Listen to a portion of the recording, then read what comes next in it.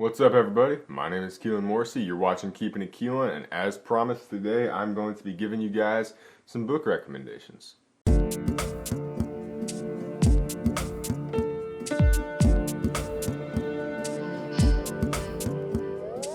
So we'll start with this one, Stephen King's Cycle of the Werewolf. This is a great book. It was adapted into a film called Silver Bullet that many of you may know, and this was really what got me on my reading kick. Back in like January of 2019, I found this book on a shelf in my grandparents' house, and in the guest bedroom I was staying in, and they said I could have it. And it's kind of what got me motivated again to want to like read regularly for fun, because I had really fallen off of that. And so this book got me back in that habit.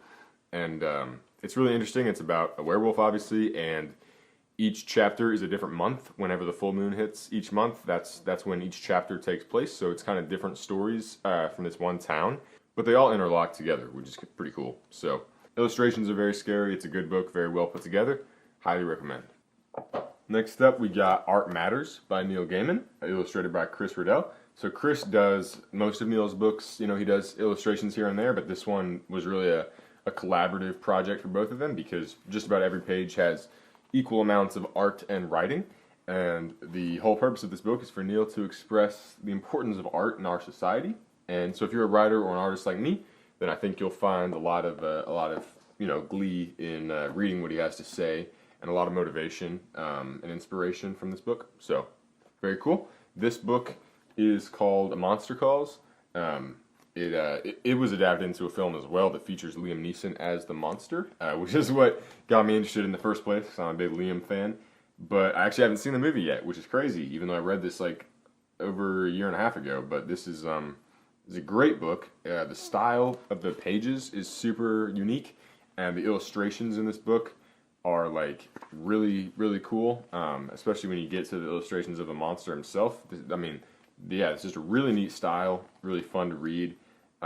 Here's the monster. Yeah. So it's an emotional tale about a boy, his mother, and a monster. And I'll leave it at that, but it made me cry, for sure. Something of an Ordinary Life. This was written by John Bryant, who is a local author here in St. Louis. I've met him on a couple of occasions. He signed this book, actually gave me another book or two for free. And this one is super funny. It's about an office setting with mythical creatures. So it's really interesting juxtaposition of worlds here, and it's a lot of fun to read. It's a quick read, very short, but very enjoyable. If you're a fan of the show Queer Eye on Netflix, you certainly know this legend, Tan France, super cool guy. Met him in person with my mom at a book signing here in a St. Louis library, and I read this book the summer of last year, and I mean, it is a really enjoyable book. It tackles some heavy stuff, tackles racism, homophobia, like a lot of the crazy stuff that exists in our country and other countries. Tan is a Pakistani man from Britain, and so he talks about what he faced in Britain versus what he faces here, and talks about his philosophies on life, on his career, on his relationship. It's a really, really fun book. They also cover some heavy stuff with some neat little illustrations, and of course, since he is the fashion guy on Queer Eye, talks a lot about fashion, so you get some good fashion tips from him. So even if you haven't ever seen the Netflix show, I would read this book. This is a really, really cool book, promise you. So I'm going to skim past a couple books here. You can see the titles on the sides. No disrespect to the authors or the illustrators. They're all very cool. But I'm going to get to ones that I want to really, represent. Like this one by Russ, one of my favorite artists, one of the best rappers out there. He has, I think, like just an amazing work ethic, and the way in which he puts out content, I think is awesome. His approach to music as both an art and a business, I think, is really interesting. And so this book covers it all, covers all his philosophies about work and life. And each chapter is titled after one of his songs. So if you are a fan of his, like there's lots of little, tidbits in there for you. But if you're not a fan of his, it's still a really valuable read. And he actually said once on social media that he considers it to be like the most important thing he's ever made. And coming from a guy who has, I think, 12 or 13 albums out, that's a pretty big statement. There's another one by Neil Gaiman, Odd and the Frost Giants. I read this one in bed while I was sick with the flu, and so I'll always associate it with that. But as a guy who is interested in Norse mythology, this book is really a fun play on Norse mythology, on the Frost Giants, and it also has a really cool style with some very, very interesting and well done illustrations. I mean, I think honestly that Chris Riddell is such a great illustrator to accompany Neil's writing, because Neil's writing is, it's mature, but it also has this essence of like childlike fantasy, and I think that Chris's art carries that same, you know, vibe. It's very intricate, it's very detailed, it's very elegant and beautiful, but at the same time, it just you know, a kid could look at it and be inspired, or smile or laugh or be scared or whatever it may be. Then this book here is beautifully constructed, and it's a great entertaining story. Seriously, like nobody compares to Neil Gaiman's writing in my book. Everyone's a alien when you're an alien too. This book is so strange, but so fun, and I love it. And it's by this guy, Johnny Soon, or Jumney Soon, as he spells it here. But it's just a funny, goofy little book that actually hits pretty hard at some points in terms of the messages. Like it's not just pure comedy. Like it has some real stuff to it. But it's about an alien who arrives on Earth and examines everything that exists on our world, and he logs everything that he sees. And it's all from his very, very silly little perspective. So, very good, very funny. This book here, Good Talk, a memoir and conversations. This is a graphic novel that's, it's really interesting in its style. So it has photographs in the background, and then for any character, any given character, rather than redraw the characters each time, they just like cut and paste the same illustration of the character in black and white always. And so, like here, you'll see that it's same expressions, you know, in all the panels, but different words. So you kind of, it makes the reader rely more on the words rather than the illustrations to pick up the emotions of the characters. But it's very effective, very cool.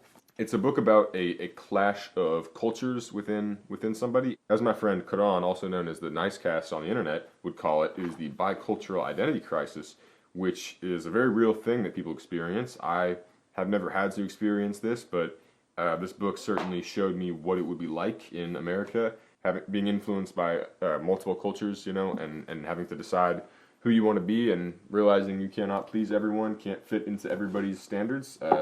So very interesting stuff. This book, One Fish Changes Everything, I actually did an audiobook for this guy who wrote this, and it was a really cool time working with him. I don't know if the audiobook's ever going to come out, but it was still a really fun experience. I recorded like, you know, over 3 hours of my voice and had to redo a bunch of stuff. At one point, I was doing an Italian accent for a character, and then apparently it started sounding Asian, and so I had to redo it.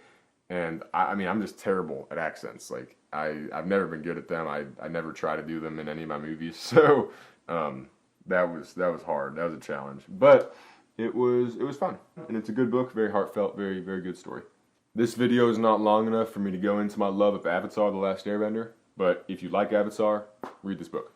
Harry Potter, I have books 1 and 2 here because these are the books that I have read to my girlfriend. The Sorcerer's Stone, where it all started, The Chamber of Secrets, where it continued, and of course I have read the other books many times. I just reread these with my girlfriend, and I mean, they're just so good, man. I can't wait to get started on the third one again. Love the movies, love the books, love everything about the Harry Potter franchise. I know that J.K. Rowling is in a little bit of trouble right now, so not going to comment on that because I don't really know the full scope of everything she said. It doesn't sound too good, but no matter what, you know, I think Harry Potter is something where you can separate the art from the artist because the art is so grand and so magical and so meaningful to people. So I would say, you know, it's all the people out there who are questioning their stance in the Harry Potter world, just keep loving it. It's magical, man. And with the holidays coming up, it's a great time to enjoy Harry Potter. Good morning, good nights by the amazing Lin-Manuel Miranda. These are little mantras to start and end your day. I didn't quite use them in the intended fashion. I sort of sat down and read a bunch of them all at once.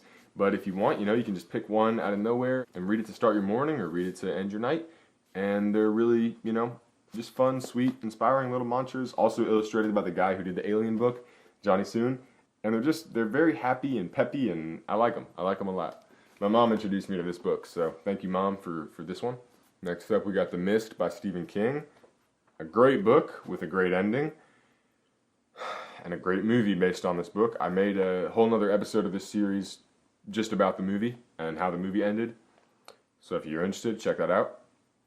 Won't go into detail about this book because I also did that in the other video, but that movie brings back some trauma for me. So check out that video, check out the movie. Oh, and read the book. It's a good book.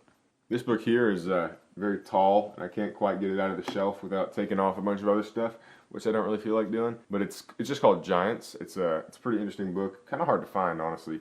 I got it as a gift from my nana, from my grandmother, and it's just like a cool collection of illustrations and stories and facts about giants, which is kind of fun. I'm always interested in like mythical creatures and pretending they're real or hoping they're real.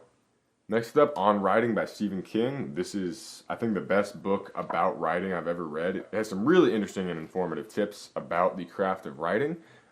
Granted, some of it, may not apply to me because it was written, I think, in the 90s, and so things have changed with social media, and I'm not writing the exact same kind of stuff as him. I am going to get into novels in the near future, but a lot of the stuff I write is for different mediums. But still, everything about this is very helpful. So even if you are not a writer yourself, I still recommend this. It's still a very good book, and Stephen King is an entertaining guy, so I think you'll find humor in it for sure. So I got 3 books here. I'm not going to pull all of them out, but one of them is called Making Comics by Scott McCloud. One of them is called The DC Comics Guide to Writing Comics by Dennis O'Neil. And one of them is called Words for Pictures by Brian Michael Bendis. And they are all obviously what they sound like. They're about comic books. So I'll tell you, Words for Pictures is about like the business of comics, how to get into the comic industry. The DC Comics Guide to Writing Comics is more so obviously about writing. And the Making Comics is about everything to do with the art form of comics, how it's done, how it's made. If you are into comics, literally I think every bit of information you'll need on how to create one, you can find in Making Comics by Scott McCloud. I actually emailed Scott McCloud about an interview on Keeping It Keilan, and unfortunately he said he's busy, but kind of cool to hear from him anyways. He's a pretty cool guy, very acclaimed comic book writer, and he did a great job with this book. It's the comprehensive guide to literally everything you can think of with comics. It's absolutely incredible. And don't get me wrong, the other 2 are very informative and very helpful as well. So if you're interested in comics, check any of those out. The Graveyard Book by Neil Gaiman. Just finished this, and I won't reveal too much of the plot because it's really cool to kind of discover it as you read. But it's basically the Jungle Book in a graveyard. Instead of a human boy raised amongst animals, it's a living boy raised amongst ghosts and ghouls. And it's a really captivating story, beautifully written, as always, by Neil.